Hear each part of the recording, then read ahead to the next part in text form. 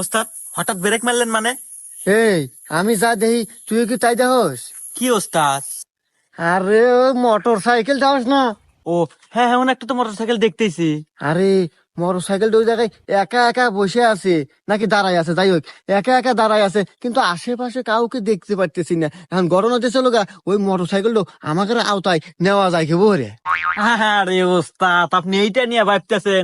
আর আমাদের ইউটিউব আছে না, ইউটিউবে টিউটোরিয়াল দেখবো।